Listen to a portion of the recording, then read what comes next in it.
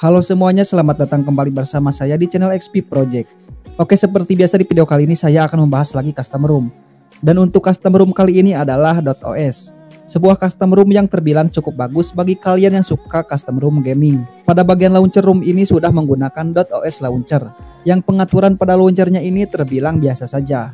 Kemudian saat pertama kali kita menginstal custom room ini, kita akan disuguhkan dengan aplikasi yang sangat sedikit, karena di custom room ini belum include GApps. Ya, meskipun ketika sudah menginstal GApps juga masih sedikit saja aplikasi. Lalu untuk kamera bawaan di custom room ini sudah menggunakan kamera Gcam versi 8. Pada room.os ini bisa terbilang cukup mainstream, karena untuk bagian UI-nya ini sudah berani tampil beda dari custom room yang lainnya. Contohnya pada tampilan control panel, untuk gaya tampilan pada bagian ini masih menggunakan gaya seperti Android 11 ke bawah, yang dimana untuk custom room OSP lainnya sudah menggunakan gaya tampilan versi terbaru. Kemudian untuk penangkapan sinyal di room ini sudah bagus, tidak ada kendala. Pada bagian Wi-Fi, Bluetooth, hotspot, dan NFC sudah bisa diaktifkan. Namun pada bagian NFC saya belum mencobanya apakah NFC-nya ini berfungsi dengan baik atau tidak. Pada bagian tentang ponsel, untuk .os yang saya gunakan ini sudah menggunakan Android 12 dengan versi .os 6.0 unofficial.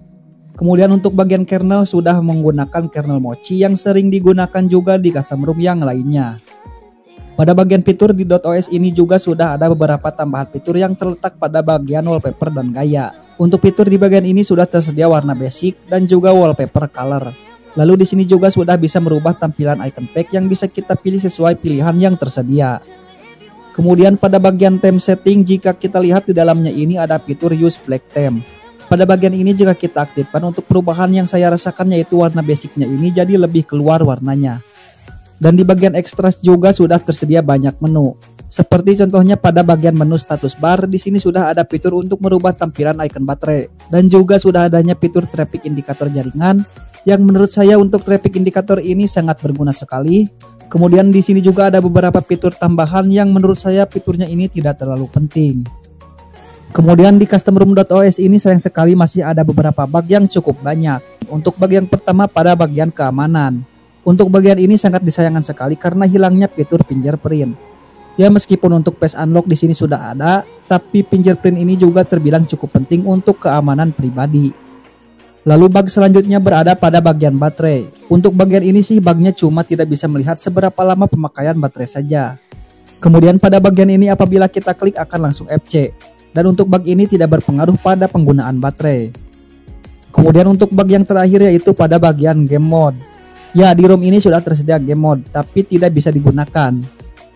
Kemudian pada bagian performa, ya sesuai dengan tujuan dari terciptanya .os ini, yang mengutamakan performa dan kestabilan. Untuk Antutu yang dihasilkan di ROM ini ketika saya tes dengan Antutu versi 9, skornya bisa mencapai angka 600 ribuan. Untuk skor Antutu sih sudah tinggi, tapi ketika saya tes kestabilan dengan CPU throttling, hasilnya ini tidak konsisten. Untuk hasil pengetesan sih kadang mendapat hasil yang stabil, kadang juga mendapat hasil yang kurang baik atau kurang stabil. Ya, meskipun hasilnya seperti itu, namun ketika saya tes dengan game PUBG Mobile di settingan smooth extreme hasilnya sangat bagus. Gameplaynya stabil di angka 58 sampai 60 fps. Untuk giroskop juga di sini responsif, tidak ada kendala. Lalu di sini juga sudah ada FPS counternya yang bisa kita aktifkan di menu control panel. Kemudian untuk game yang lainnya kebetulan sekali saya belum mencoba game yang lain di custom room ini. Lalu pada bagian multitasking di room ini sudah sangat baik, tidak ada masalah, dan untuk aplikasi juga sudah jarang ada yang memulai ulang. Menurut saya untuk custom room ini sudah bagus, untuk penggunaan keseharian juga sudah nyaman, untuk kebutuhan gaming juga sudah cukup oke. Cuma ya itu saja, ada beberapa bug yang mungkin di updatean selanjutnya akan diperbaiki. Jadi bagi kalian yang ingin menginstal custom room ini sekarang, saran saya sih jangan dulu. Mending tunggu dulu saja update yang selanjutnya agar bugnya ini bisa diperbaiki juga. Ya, jadi untuk video kali ini saya cukupkan sekian terlebih dahulu. Mohon maaf apabila dalam pembahasan custom roomnya ini kurang lengkap. Maka dari itu saya ucapkan terima kasih kepada kalian yang sudah menonton dan sampai jumpa di video selanjutnya.